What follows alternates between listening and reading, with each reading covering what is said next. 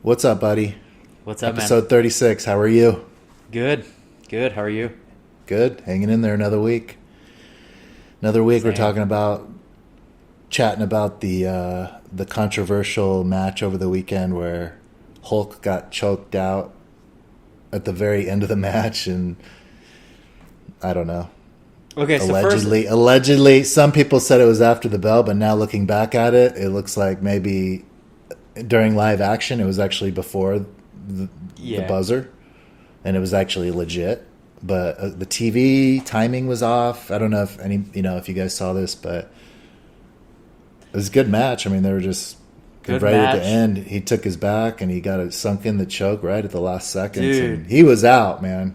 That's what I was gonna say. That was clean technique right there. I mean, he was like on his side, one arm, like a one arm rear naked. I mean, Yeah, man, you doesn't get it. I mean, put a dude out, and it might have just been one of those things where Hulk thought he was gonna survive. Maybe he knew there was only a few seconds left or something, But all of a sudden, he was just clock like on the ceiling, and all of a sudden he was choking. countdown timer. Yeah, crazy. But that's been all the controversy. Lucas Barbosa versus Diniz. Yeah, Man. It gets stirred. There's a muckraker amongst the jiu-jitsu community that stirs a little bit of this controversy out, which People love controversy. Yeah, and, for better or for worse. Yeah, exactly. It's one of those things like everyone just on social media, you can just see people just jump to one side or the other. It's like, what side do you like? All the Marcelo Garcia, that side of people, those supporters of Diniz, it's like, no, he got the choke. Of course, Gordon Ryan is against Atos, so he was like, how do you get choked out and win the match? Which is true, It's like, which is definitely true now that they look back and people are saying that there was more of like a timing issue with the broadcast or something, and so it led people to believe maybe it was after the buzzer, but then it ended up being regulation, and it's like, who's there? Like, who is the governing body? How come no one is there making the call at that time, or did they not notice? Like, I don't know what the real story is. I haven't really heard it. It's just a bunch of gossip, even from like Flow Grappling and stuff. There's no real information. Yeah, I saw somebody online that was saying to alleviate this problem in the future is for a match like that, you say if you're within the last minute of regulation and somebody gets a dominant position like that, or a choking position, you can add an extra minute. And I was like, well, oh man, you can just dude. Extrapolate that, I know. It's like, then it becomes like almost subjective of what's a good choke. Exactly. So just let the regulation play out. Yeah, exactly. Just be on top of it. If there's 10 seconds left, you better, as a referee, be looking. I mean, looking at the clock and being very aware of exactly what timing is going on there. I mean, it's going to happen eventually. I mean, it's like any other. It's like MMA. Sometimes the guys just lay off for the last 10 seconds, but sometimes it's like that's it. 10 seconds left in the fight, and that's what he did on this one. He's like, he's going for it. Yep. Crazy, weird, but I don't know. That's jiu-jitsu competition these days. There's always some kind of weird drama going on. Always some sort of weird drama, and it's just like a reflection of. It's almost a reflection of society that everybody has to just be on one side or another, and it's like just clashes in the comments. Everybody's just got one hot take or another hot take and whatever. It's like that with everything, right? Exactly. I'm just social happy. Media, it just fuels that across every aspect of life. Everyone's on a team now, Yep. I I watched the last BJJ Stars competition, and I thought it was a solid platform, solid competition. It has been, and both of those competitions have had good quality competitors, and shoot, even BJJ Stars now is probably loving all this controversy because for them it's just it's just promotion, you know. It's just people talking about their giving them free publicity, you know. So they better go throw another one on real quick. Do you know where that one was? Somewhere down in Brazil. I don't know where it was. That's what I thought. I thought it was in Brazil because it was in association with some other tournament they had down there. Yeah, there's I think the ones that are in Brazil, BJJ Stars is down there. There's another one, BJJ Bet. BJJ Bet is down there, which they had a pretty good promotion not long ago. And I mean, I don't think Copa Podio has done anything in a while. Yeah. But they were doing some pretty good promotions for a little bit too. So way more content now than there in the past. It's unbelievable. I mean, yeah. There's just quality. And WNO was a couple weeks ago with Mikey Musumeci. Yeah, and a big one coming up. Yeah, Mikey looks Mikey. Crazy. I put a comment on it might have been on Reddit that I think Mikey is the pound for pound best grappler in jiu-jitsu right now. I think he's better than Gordon technically. I think his mind is I think he is pound for pound the best grappler on the planet right now. I don't think if you I wish this could happen. You could normalize the weights between those two because I mean I don't think Gordon would beat him. I think Mikey is technically better and his mind is more. I think he's just. It's more, hard to say. It is. They're both so great. That's my personal. And Gordon has more experience with legs for sure, 100%. Because Mikey just started. But he's now just starting to get into that game. I know. That's the crazy. Like his match against Juni Ocasio, man, that dude is no joke. That dude is one of the top leg lockers in jiu-jitsu, exactly. and that guy that was his last fight, right? Yep, he could not get anything going on Mikey, and it was. Then at the end, when Mikey wanted to stand up, when Mikey wanted to like play a passing game, it was like he just turned it on and went right to that mounted modified Darce guillotine type thing. Another couple of seconds, he would have finished that. It was unbelievable. He's just a little jiu-jitsu nerd. That's all he does. Literally all he does. I've become acquaintances and friends with one of his black belts. And he texted me. I was like, congratulations to you. He was there for the fight and coaching Mikey, and he was there the whole leading up to it, training with him. He said, you would not believe. It's insane how much the guy prepared for that fight. Like, even this guy, his name's Danny, he was telling me, he was just like, the amount of preparation this Mikey did for this is off the charts. Like, just tons of mental study and training on the mats. Like, and very focused on learning this new game, which he just looked like. And he was like, the last couple of times, like, I'm not really satisfied with my performance yet. And it's like, jeez. Yeah, I mean, he went against, crazy. What's his name? Was it Lucas Pinheiro? Yeah. From Atos, his last one, submitted him his first heel hook. Yeah, exactly. Submitted him in like a minute, like just under a minute, I think. Crazy. He's so good. And here's the crazy part. That dude is not even affiliated with a team right now. He's training in his garage. I know. How crazy is that? That's what kind of makes the argument where he could just be pound for pound the best, because it's like he doesn't even. It's literally just jiu-jitsu wizardry, like coming out of the garage, like literally out of your parents' basement. Just this genius kid, doing jiu-jitsu. Yeah. It's crazy. It's so exciting to know, like, we're gonna get so many more years of that too. It's like this guy's level is just gonna go off the chart, being so young. All these guys, it's hard to believe that Gordon's only like 25. Yeah, Mikey's sometimes. What, 24 maybe? Yeah, something like that. It's hard to believe sometimes. Like, you have so much more. I mean, so much more time to become so much greater. I mean, literally, they're not in their prime.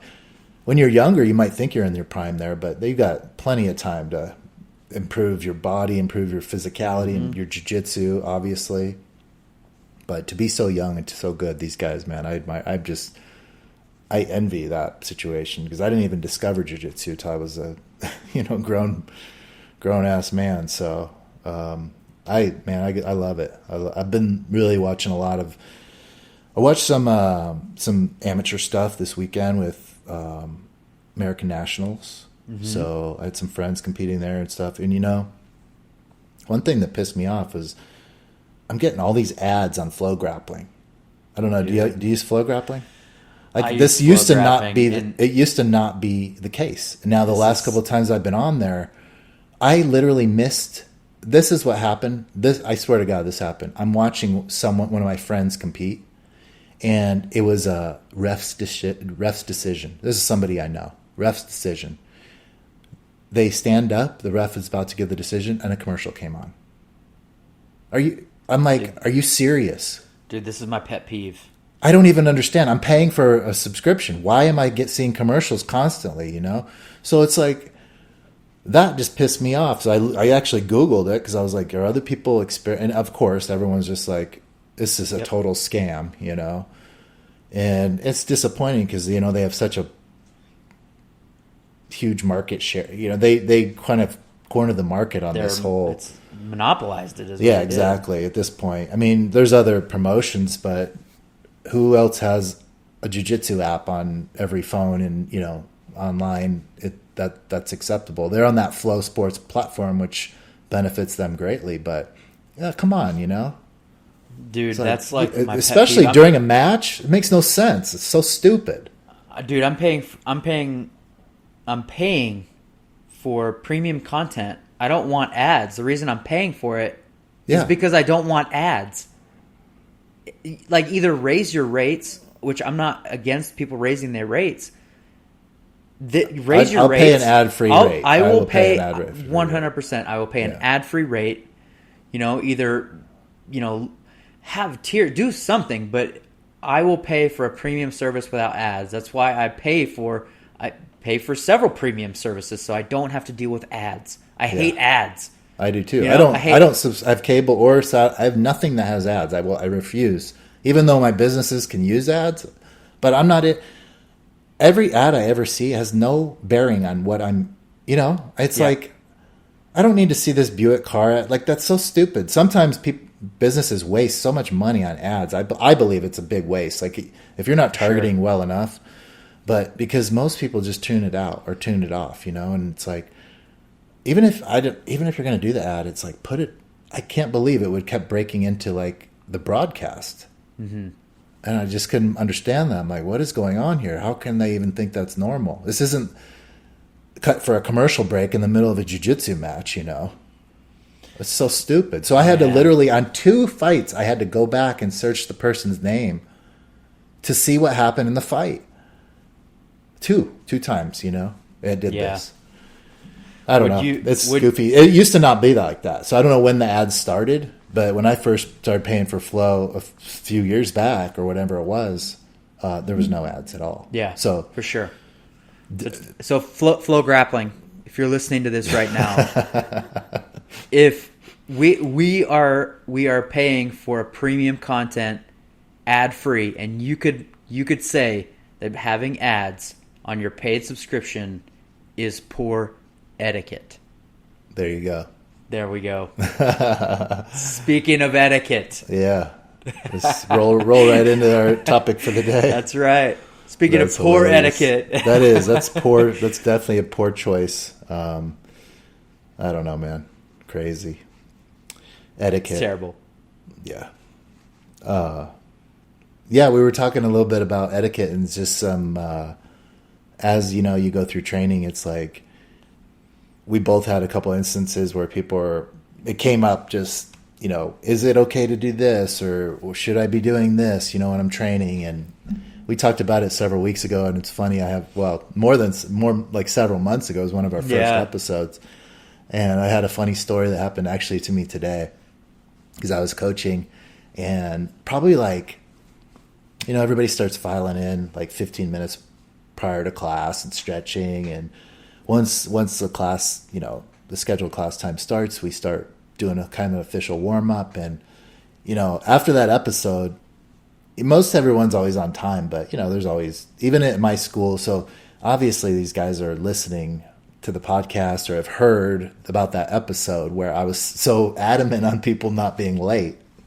That was one of the big points of that podcast, because I've just never been late like that. Like, there's probably, if, and that's what happened today. It's like, so what happened was, and you remember in the podcast, we were talking about constant tardiness, and how it really disrupts the vibe. It disrupts the class, depending on when you come in, it's like, why are you special, right? Why are you special that you're constantly coming in late and distracting from, even if the instructor has to turn around one time and wave you on the mat or notice you over there when you're instructing, that's like a distraction. Come on, So, and that's also why, like at our school, for a while, Gustavo would just be like, on competition classes and stuff, if you didn't get there on time, the doors were locked up front. You know? You don't come in. So if you're not serious enough about competing in that, or training to compete,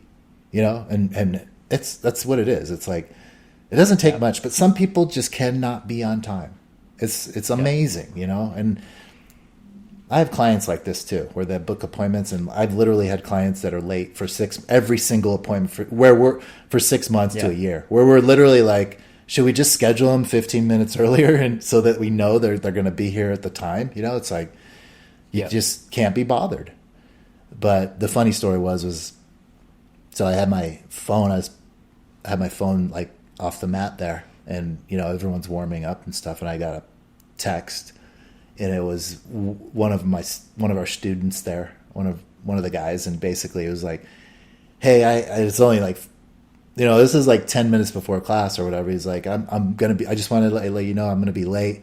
I totally forgot my gear, and I have to turn around and go get it." So I was like, "No problem, no worries."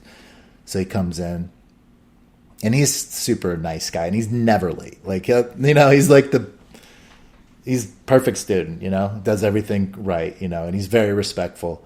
And so he comes in, and I didn't even make a deal out of it all. I knew he was going to be late. So he comes in like, I don't even know, 5-10 minutes late. And I wave him onto the mat. He comes on, starts training.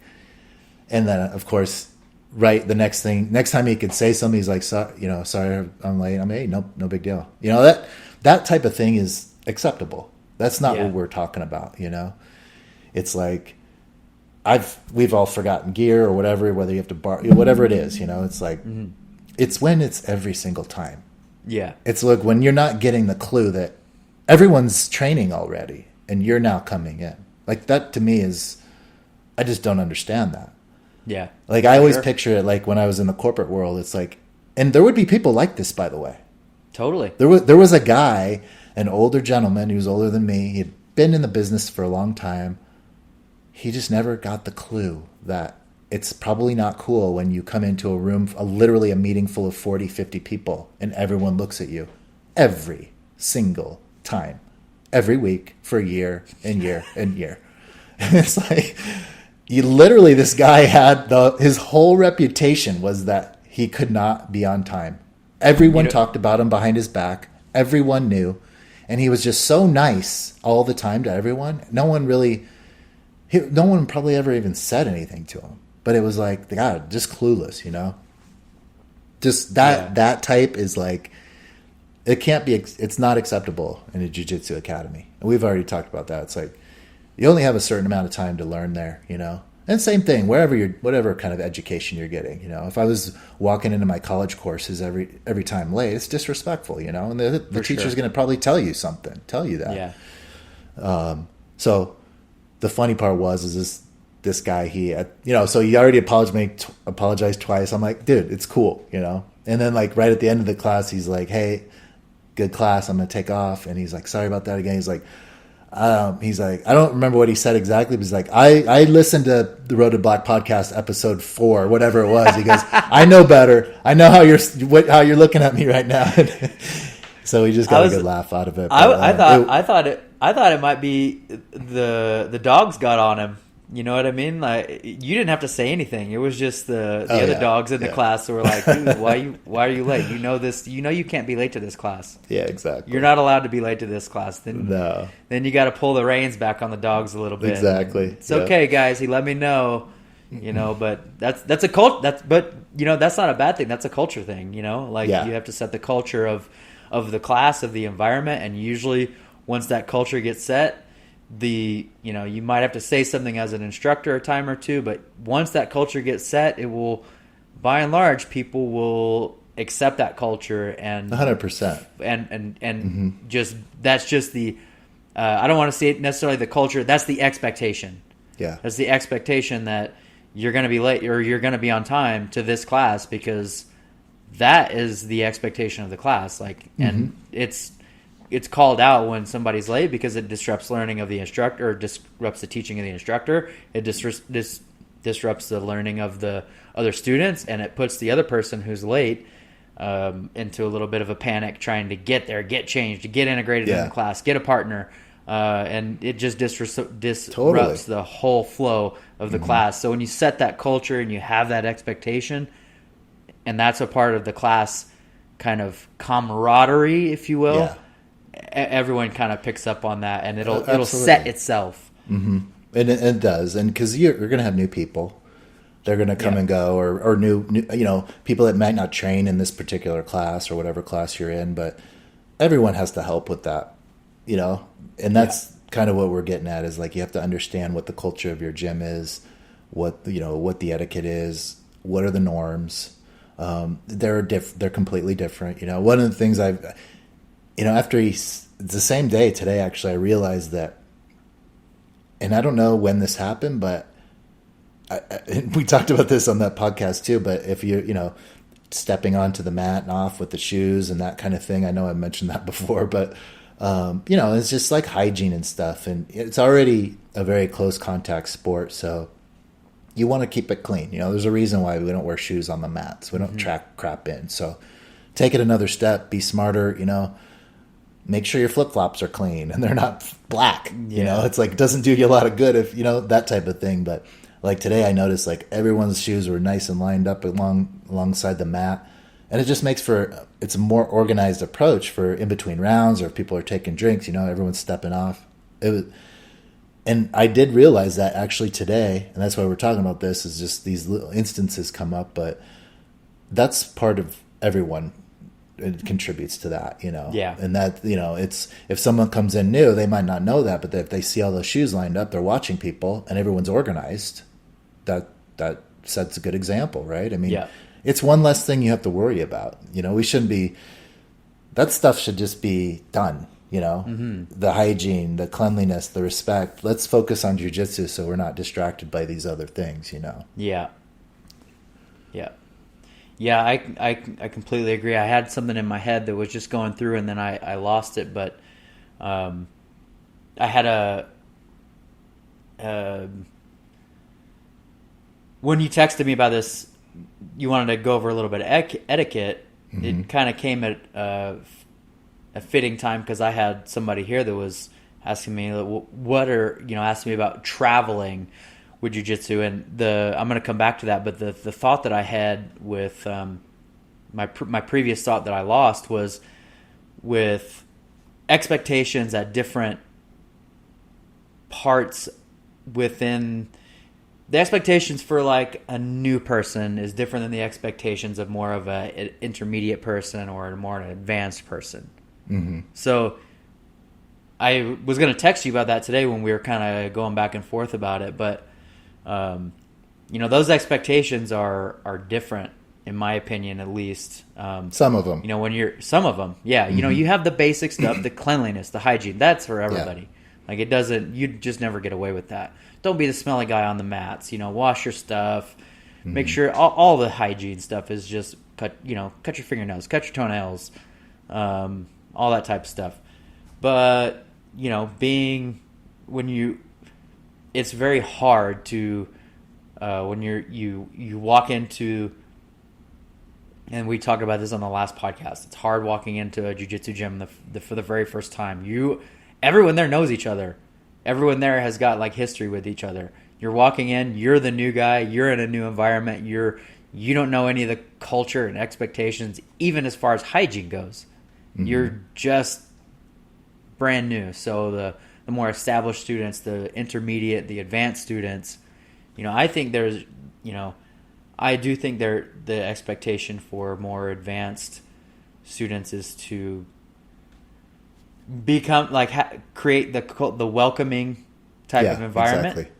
The support system. The support system, the support structure within that. I think that's the requirement of the more advanced people who are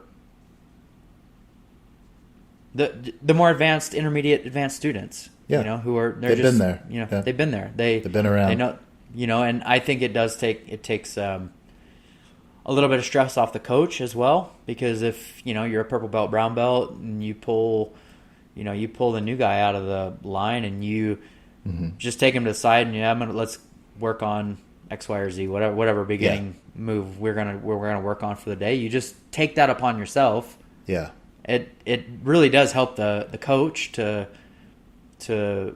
be able to apply the things that he's going over to the class as a whole, and you kind of are able to work with that student, so 100%. I think it's like jiu-jitsu's, I think that's why people are drawn. Part of the reason why people are drawn to jiu-jitsu is like, and I know they are. We felt that personally. We know that from listeners. We know that from just, it creates this bond between the practitioners, that people on the outside might not understand. And maybe it's like this in other sports, but there's a lot of sharing of ideas and knowledge and information in jiu-jitsu. It's literally what we do all the time. Mm-hmm. Your instructor is doing that, your coaches, you're sharing, you're going back and forth, you're solving problems together, So I think that the sport itself, the art itself, lends itself to that, where it really, now maybe you're an introvert and you're not going to say much and you don't even want to offer your expertise. You might be a brown belt that's super skilled, but you're just like, I'm not really talking to that person over there. Or maybe you're just a jerk. That could be it too. But for the most part, and maybe it's because of the circles I'm in, everyone really seems to, and I promote this as well. Like I've always just tried to do more and more as I get higher in the belts with newer people, just help out more, help my coach out more. I'm the one helping my coach clean the mats. I'm like doing everything because I know there's a lot of pressure on coaches and instructors, and it's not an easy job. There's a lot of responsibility there. So all these things we're talking about, it's like with anything. If you're an employee of a business, you have certain responsibilities that you need to do to help the team or help the groups move forward and be successful in whatever you're doing. So I really one of the things I saw, like a really young kid, I think he's in his first or second year of college, I believe. We have a couple young guys in there. And he's a white belt, he's a white belt, but he's been there long enough. And I saw him literally helping a brand new white belt. Like, okay, we're going to learn how to tie your belt. So that I just saw from across the room. I'm like, that's because I always try to reset people's belts, white belts, because I don't want you to get to I know blue belts and that can't tie their belts still, And if it's a celebrity, I know brown belts that can't tie their belts. It's like, come on, that's like a simple, there's many ways to tie it, but there's also many ways not to tie it, right? Yeah. And that's respecting your uniform and respecting the art. But my point is this young man, he realized that this person really had no idea what they were doing. And I had my own experiences with this, with putting on the gi pants the first time. I had no idea how to tie them. I'm like stressing to get these things tied and get out on the mat in time. And I don't even know what's going to happen out on the mat. It's like my first class. Luckily, somebody came along. He was a blue belt at the time and taught me how to tie jiu-jitsu pants. Because normally they're not... As you know, it's not if you don't know how to tie them, no, you got to pull them from the sides, right? I mean, most of them. If you try to just tie them regular, it's not going to work. So he helped me along. So it was it happened to me, on my very first day. It's like someone reached out and took me under their wing and helped me tie my pants. And also that day, that same guy helped me, get through the lesson. It was like brand new, so that is really important to like help onboard new people. So anybody, I'm not even going to say an upper belt. If you're experienced like this white belt who's been training for at least a year, I'm talking about, hey, he knows certain things and he knows what the etiquette is. He can help other people, and that's what it takes. It's like, so first you have to learn your own, the norms at your own gym. Yeah. But then we're talking about, like, in your instance, you were going to bring up someone that might be traveling. Yeah. So we have this other layer of protection, I'd say. So you have to have another layer of thought process. So what your hopefully you would know what your gym's norms are. Now, the first thing you have to do is just don't assume that that's how it is everywhere. Mm-hmm. So then you have to start, and I'm curious to see what you told this person, but, I would suspect you're going to be contacting the gym, understanding somehow what their process is. It could be everything from, do you purchase one of their gis, which some schools require to even train there. You have to wear their uniform. That's and some people would be turned off by that alone.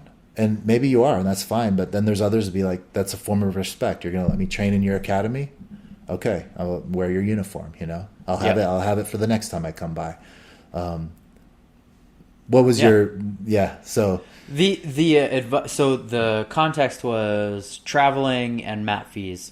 That was the specific context. I said, if I'm traveling and I'm training, I always expect to pay a mat fee. Exactly. It's just at least offer it. At least I always offer it, and I expect to pay it if I've traveled a bunch, and I've had places say, "Yeah, don't worry about it, man. Just come train." Yeah. I think, and it's different how long you're going to be there. One drop-in is different than a week of drop-ins, so then that changes things. Right. But I just said, you should expect to pay some sort of drop-in fee, whatever they tell you, however long you're going to be there. Just ask them. When I went down to, I trained at the auto school down in Denver. Before I went and trained there with them, I had a bunch of questions for them. One of them was, do you have any sort of gi requirements, like you had already mentioned? They said, nope, just wear whatever. My next follow-up question was, can my gis be patched with a team patch? Good point. And they said, you can wear whatever gis you want, patches or not, we don't mind. And all my gis minus one are patched. Yeah. So I keep one that is just blank because of that instance. There are certain schools. Some schools want you to use their gi. Yeah.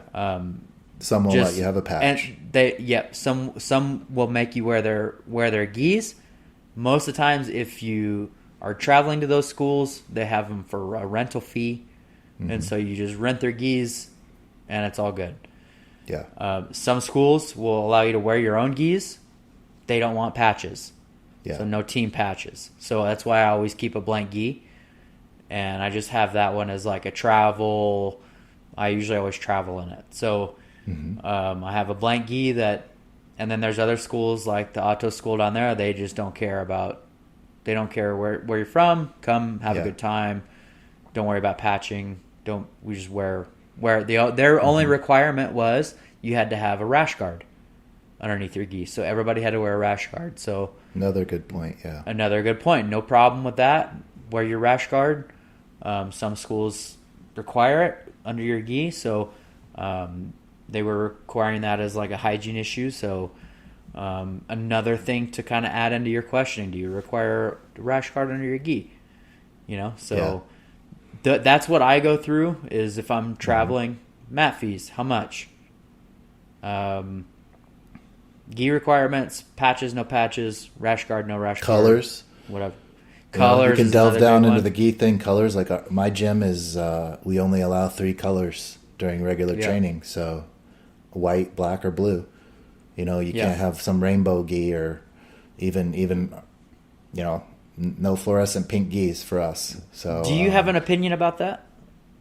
not about our school, but about the various color gis in general and their. I do. I prefer not some of the crazy.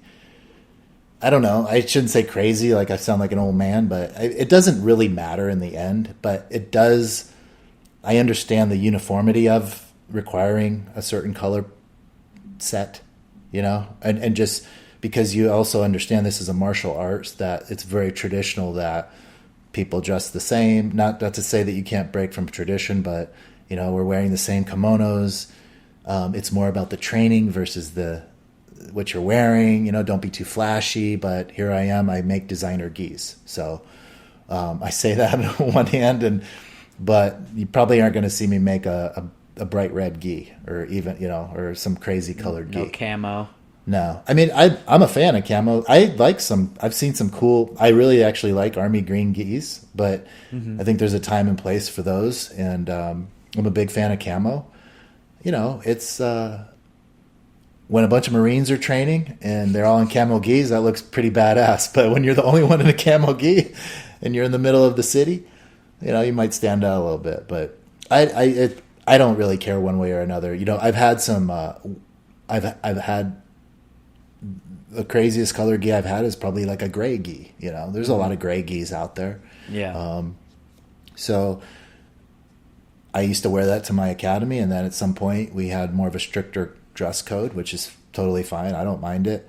I know one of the bigger academies here in the Valley. They only allow white gis, and it's not Gracie Baja. It's a different academy. One of the best competition teams here in the Valley. They only have white gis. So it's because the instructor, the gym owner, likes the professional and the old school look and professionalism of all white, and I completely can agree with that.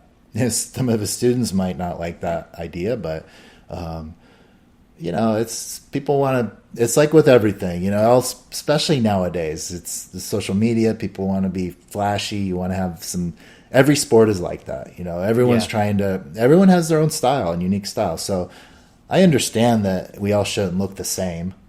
But ours isn't too restrictive. You have plenty of options if you have those three colors. And those are the top three colored gis, black, white, and blue, obviously. Yeah. And, but that is something that you'll have to understand and probably have to ask. And they'll probably tell you if you're asking, you're traveling, hey, what are the gi requirements? They'll probably just say, maybe you can have your own gi. It's not patched, but make it a white gi. We all train in white. You're not going to show up with some crazy color gi when everyone's in white. You definitely don't want to stand out that way if you're a traveler, So yeah, you want to do everything you can to kind of be respectful and have fun, and meet new people. But that all starts with respect, obviously. You can't come in like some asshole and disrespecting everything and walking on the mats with dirty feet or shoes, or you're in there trying to train with a team and you smell or something like that. It's like your clothes stink. Yeah, like you're traveling, you're not going to get a warm reception if your hygiene isn't up. So you got to be on tip top with everything and understand that you're a guest in these people's realm. This is where they do their work. This is what you have to respect that. So, and also a representative of the place that you're coming from too. Absolutely, which I think is that's a good point. Another valuable thing. When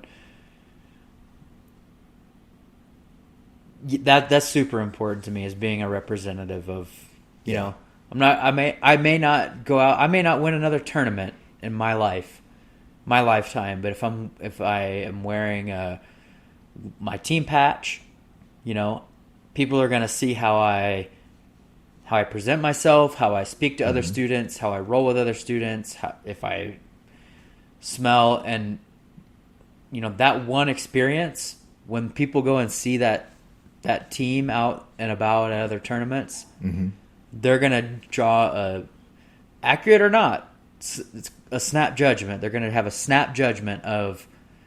They're going to make an association between that interaction and that team. And they're going to say, that dude fucking stank. That's you're 100% right. You're 100% those guys right there. Yeah, all of them. All of them. Yeah. I'll be honest. I've got there's one team in mind. I won't name any names. They show up to tournaments. Every tournament, they show up in a specific colored shirt. They have a loud, obnoxious chant that they chant during every one of the team matches. Yeah. And it is, when you're on that team, it's probably That's pretty great. fun. Yeah. When you're not on that team, everybody is looking at that and thinking it's obnoxious. Yeah. Well, it is what it is. That's my snap judgment. And now every time I compete against one of those guys, I'm like, oh man, not only am I going to not only do I want to beat this guy, I want to beat his whole team. Yeah, exactly. So but that's my own snap judgment. Yeah. So. Well, that's what we do. We make snap judgments. That's why it's important just to be respectful and don't forget that it's a martial art too. So there's a lot of honor and respect that goes with that. We get into the sport aspect of it, but you got to remember you need all these in jiu-jitsu. You need that training partner to survive. We need each other to be able to do this sport. So, it's just so unfortunate. I had a training partner a long time ago that when I was a white belt, he was in there all the time, and he's no longer at our school and hasn't been for many, many years. But the guy, it was, and I'm just like, I don't suffer fools lightly, or I was immediately put off by this guy's stench, and just his hygiene was terrible. And he came from an MMA gym, and he was a dirty guy. It was really bad. It wasn't just I could barely smell this guy. It was this guy's probably hasn't washed his gi. It smelled like an old gym locker. Really bad, disgusting. Gi, the white gi was yellow. It was yellowed. And man, I had to endure this for so long. I never said anything I actually did start saying something to my coach, who became a really good friend of mine, but it was just to me, I was just so put off by him. How could you even, are you that clueless, that it was just, so it just, I actually disliked the guy because of that, believe it or not. So just that perception, it was I was so put off by someone that would be so clueless. I just couldn't stand it. And it's unfortunate. I trained with him a lot, but I dreaded it every time. And I literally almost wanted to punish him on the mat because he smelled so bad. He stunk. It just pissed me off, So I luckily in my circles, I don't go to a lot of gyms and do a lot of open mats and training. So I have a very small circle at my school, people I train with and within my school. But I've never really had an issue since then. So that's good though. I'm at a position now, I'll probably tell you something if you need to be cleaning your shit. I don't mind saying that to someone, it's disgusting. So, but all of my training partners keep their shit clean, it's it's just what you do, and so I'm very actually proud of that we don't have, I'm proud of it, but also just very happy that I don't have to run. Now that could change next week. We could get somebody moving in from some other school and he might not have the same history and but so it's only important to the people that are listening here. You just take care of your own shit. So don't be that guy. Don't be that gal. Make sure you're clean. You glossed over the hygiene part, but it's a huge part. It's a huge. No, totally. Part. We're not even getting into the point of staph infection, where some gyms you literally have to be careful with even going in because it's very well known that there's staph floating around or whatever it is, some kind of ringworm or some nastiness, a skin condition or whatever it is. It's you're going to get those from time to time, but if everyone keeps clean, you gotta keep it clean. You gotta keep the mats clean. You gotta keep your own shit clean. Yeah. You got to take showers after training and between trainings. It's common sense stuff. We did a lot of this with COVID. It forced gyms to kind of revisit. Even I know I know of some gyms that had to like up their game in terms of, hey, we need to install some more, maybe some a shower here in this gym, or put, make it so that people can be more clean, easier. I don't know. Yeah. I'm the type that I immediately take a shower at our academy. We have facilities, and I just want to be clean. Now, I also have a job that I go to and responsibilities immediately after training. But even on a day where let's say the academy's packed and there's promotions and I'm training and you can't even get into the facility or some for some reason, if I go home, I'm immediately showering. Like I don't. Yeah. That's just my thing. Like I don't want your sweat on me for the rest of the day, or so it's everything goes in the wash. Wash all your stuff. Wash your belt. We can't repeat that enough. It's like it doesn't have special powers. You're not losing it. Wash it. It's cotton, so it definitely there's like nasty microbes and shit that can just stick to that stuff. And if people are grabbing your belt is literally thrown on the ground or comes off your gi. Every training is being dragged on the ground. This is where people's feet are. Use common sense. It's attracting all of that crap. Yeah. It's literally like a mop, as is your gi. That stuff soaks in, and we all can handle it during training. That's what you do. You just endure that, other people's bodily fluids and stuff. But wash it. Wash it right away. Get it clean. It's way nicer. We mentioned this on that that other podcast. It's way nicer when you're training with someone that smells good or doesn't, there's no odors there. It's like, when you're training, you're going to be sweating ass and just getting crazy. And by the end of your training, you're not going to smell like roses. But let's not be that way at the start of training. We need to get Velasquez on the podcast because that dude has always got the best smelling gis. I'm going to throw him a direct shout out to Michael Velasquez. I think he's Ghost_MV or something like that on Instagram. This dude has got the game. The not only has he got the gi game down. That dude has got some gis, but every time he would come to train, man. Dude, it was like, it would be like rolling in a bed of roses minus the thorns. It's that fabric softener. That's what I don't know what he's got going on, but I want to next time we do an etiquette podcast, he's got to be special guest to give everybody his regimen. I'll report. We'll do an Instagram live. He's in my classes in the morning, so. Oh man, that's too good. I appreciate that. I do too. It's better than the alternative. It's so keep your shit clean, keep your nails trimmed, whatever it is. It's like if especially we don't talk about it a lot because I haven't run into it too much. But if you see some kind of skin condition, you really gotta you gotta kind of you forget because you just go through the motions. But are we really inspecting our skin and stuff? But you should probably give your skin a once over and. Ringworm and those types of things and staph, those kind of present themselves in different ways, for different people. So, and they can be very extreme or very light, but it can be very contagious. So I'm to the point. It's key that you keep everything clean. For sure. The gym and you. I'm to the point now where if I get even just like a tiny little bump, like I know if there's a bump and it itches, I'm all over it. Yeah. Like I'm monitoring. Yeah. Exactly. I am following up on this.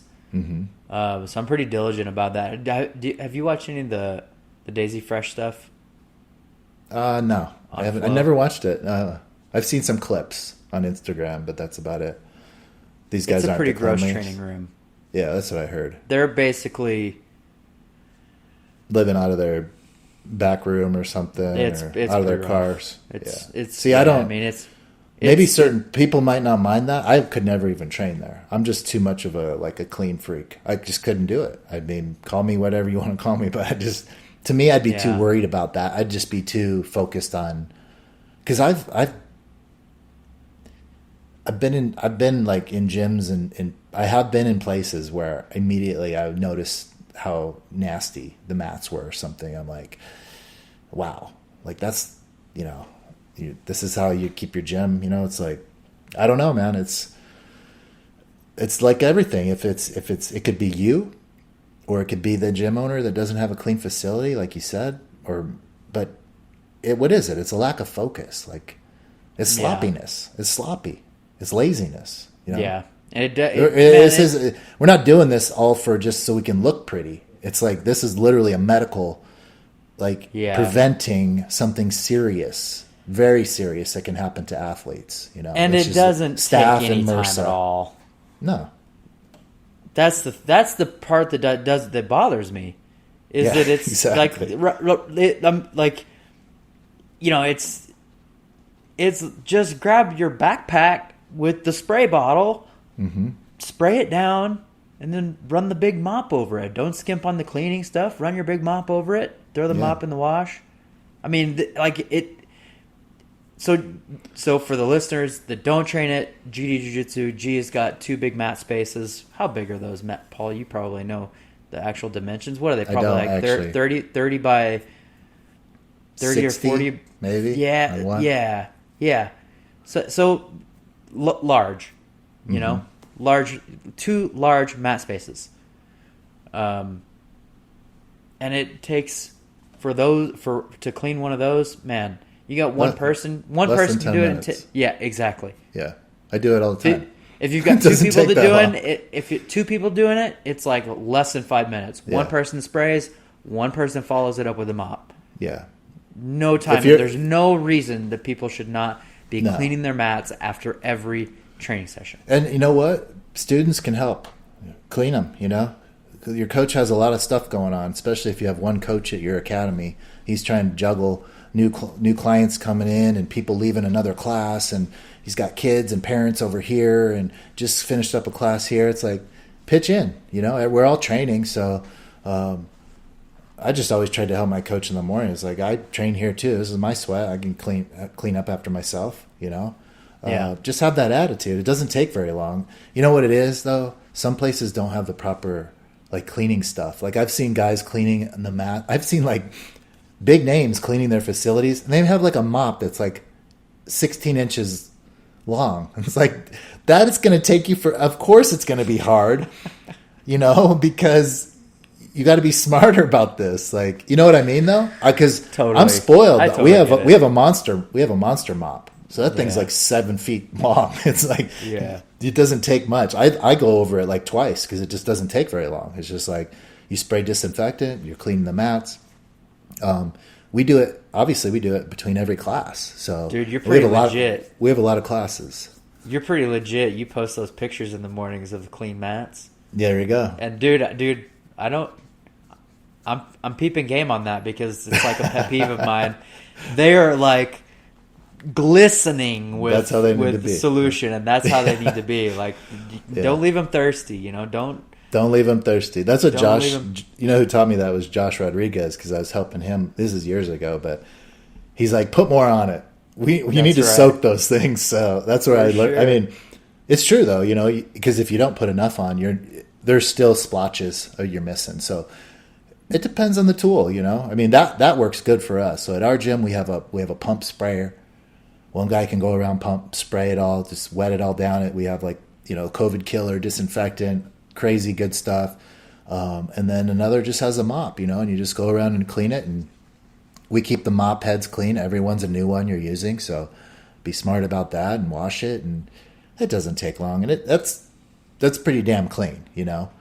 The method cleans it pretty well. You know, I've seen guys, and sometimes, you know, we might have to sweep the mats first or mop them off for hair and all that stuff first. You know, we do that. And I've seen other people vacuum their mats. It's a lot, you know. Mine. Yeah, it depends on your space, but you can do it in a smart way and you know, enlist the help of, you know, we have some gym owners here, but they know every gym owner I know that follows the Road to Black or that we've had on as a guest, their gyms are in pristine condition. Yeah. So, we don't associate with slobs. That's right. That's right. No. Tardiness. Yeah. Just got to be perfect. Got to be perfect in every way. No, those are just two. We talked about this before. The gym has a responsibility to provide a clean a clean facility. That's part of what Yeah, they I do. agree with that. You're not going to attract business if, especially people that aren't. And we did talk about this too. If it's an MMA gym, maybe there's an expectation that everyone knows how to train. It's a dirtier place. Yeah, that definitely is the reputation MMA gyms have. Yeah. That they're a little bit dirtier, more gymish than maybe a cleaner, crisp jiu-jitsu academy. But how are you going to get new people and keep them if your place is disheveled? Like, it's clean, dirty, and you have dirty people there. I think it's the more people do it, the people are getting it. We have a super, we have everything. There's processes in place. That's the biggest thing. Obviously, if you're a business owner, you know this. I know this. It's how I keep my facility clean. It has to be cleaned all the time. There has to be a process that covers the cleaning, right? And you have to hold people accountable. But gyms mostly will have this set up. Otherwise, you're going to get hit or miss. Maybe the mats aren't getting cleaned every class. Maybe they get clean. And trust me, there's places here in the valley that don't clean after every class. Maybe they're clean at the end of the night or something. But in our gym, they take it serious. There's a big poster right by the training area. It has all of the do's and don'ts and the etiquettes. It's kind of the poster that you've seen where it shows all like the stick figures, and people have made memes out of it on the flip side, which are funny too. But one of the last things I was going to mention, and we could have many episodes on this, but the other thing is a friend of mine was talking to me about, he's a gym owner. He's going to be a future guest on the podcast. He's a gym owner here in Mesa, Arizona.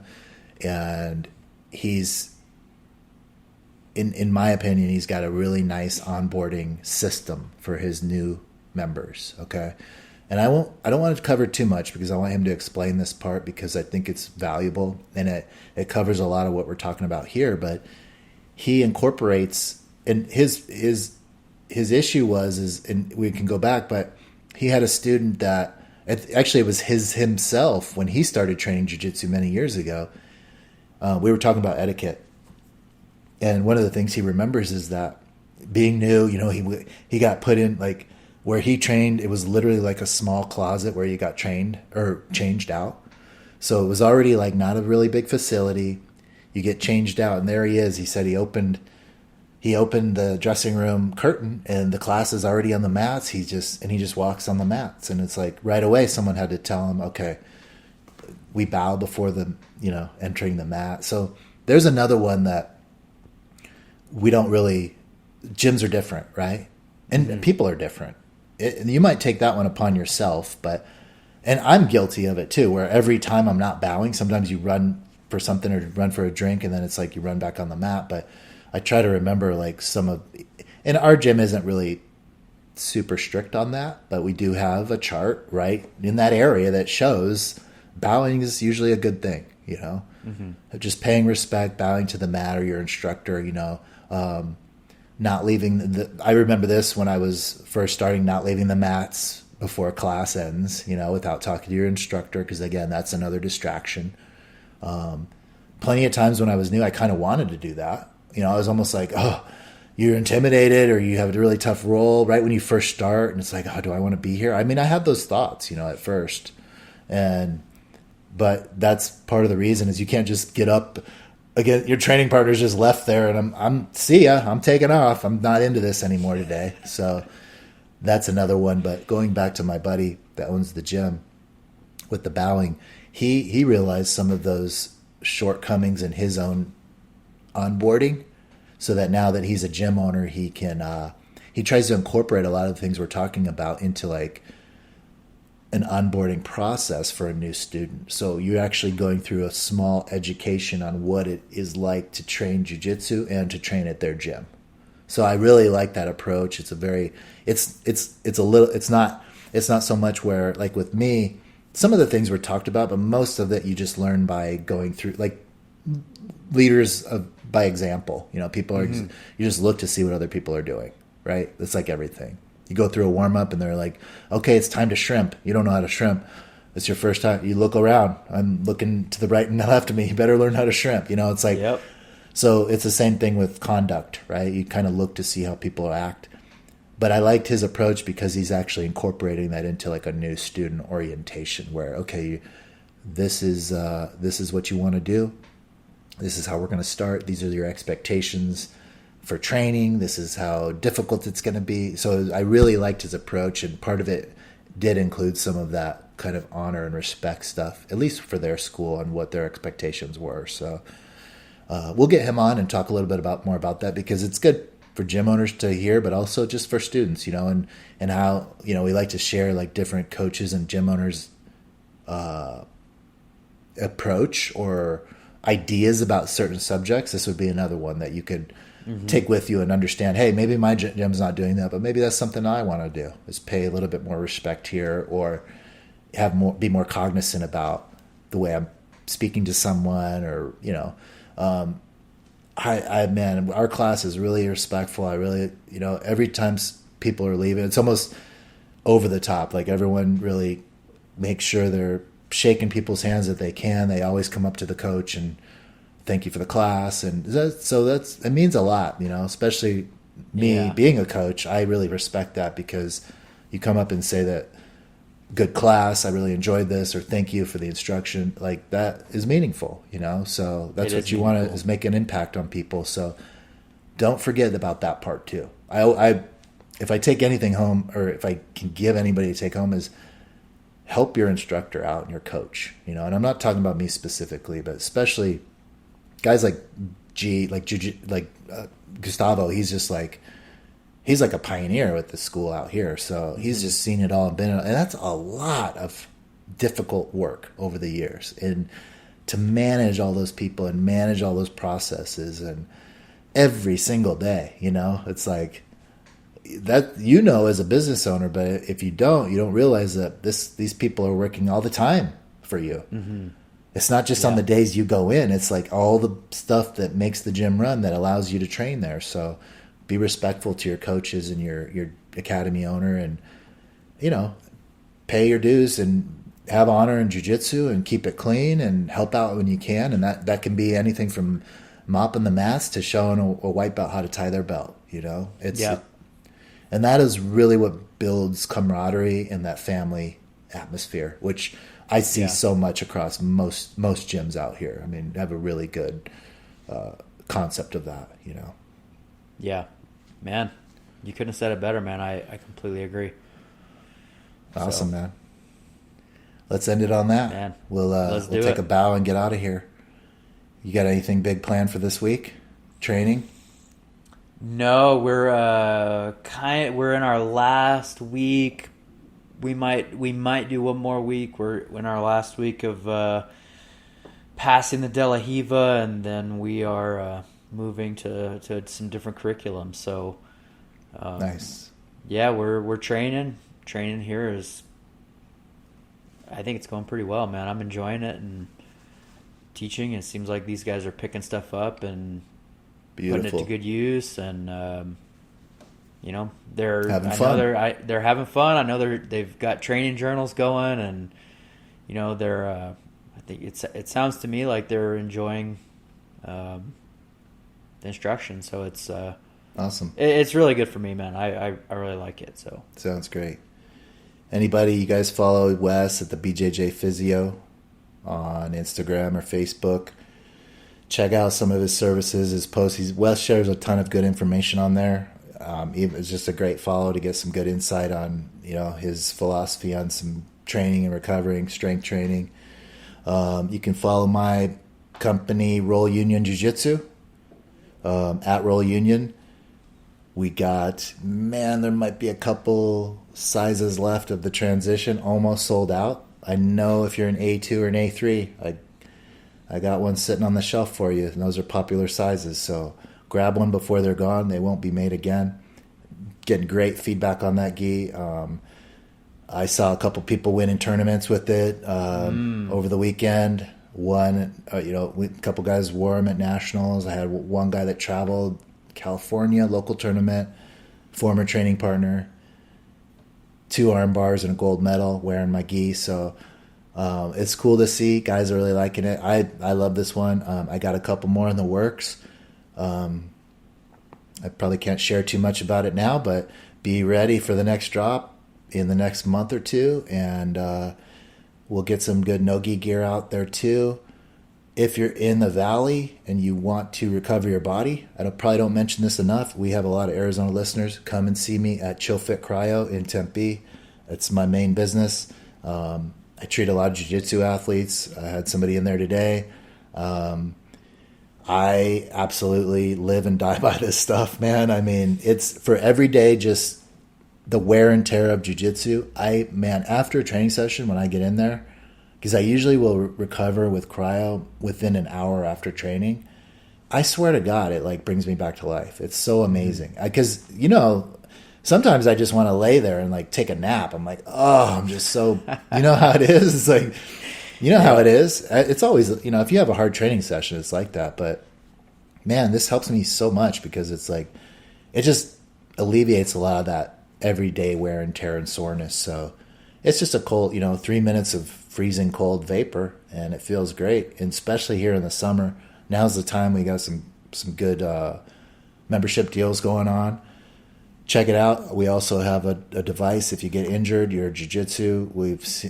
I've done probably hundreds of these on jiu-jitsu guys, but localized cryo where we just put cold right on a specific area. So it's like an icing treatment, like almost like an ice pack on steroids. But where an ice pack, you can only leave it on there so long, you can burn your skin. This thing, we have controlled cold vapor, and we just cool all the tissue around it. And it's like we see amazing results for inflammation. Because a lot of that stuff is just inflammation, Mm-hmm. You got elbow, your elbow has got a little tendonitis in there. It's just, people are shocked. They're like, that's all it took was like 1 or 2 sessions. Like sometimes it's just a little flare up, Doesn't mean there's like an injury or something. It's just a little sore there. So check it out. Chill Fit Cryo. We're in Tempe. Roll Union Jiu-Jitsu. The BJJ Physio. Follow us. We'll check you out next week. Everybody have a safe week of training, and we'll see you soon.